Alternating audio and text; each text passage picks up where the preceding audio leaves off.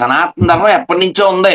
ఆ విషయం ఈ బైబిల్ రాసినటువంటి 44 మంది తాగుబోతులు కూడా తెలుసు. మీకు అర్థమైందా? అదేంటి అది వీళ్ళు వ్యాపారం అక్కడి నుంచి వచ్చిందంటారు, అది కాదా? ఏమంటారు? బైబిల్ మళ్ళీ వేరే వాళ్ళు రాయడం ఏంటి? మీరు 44 మంది రాశారంటున్నారండి, ఇదో కొత్త పాయింట్. కొత్తదేం కదా సార్.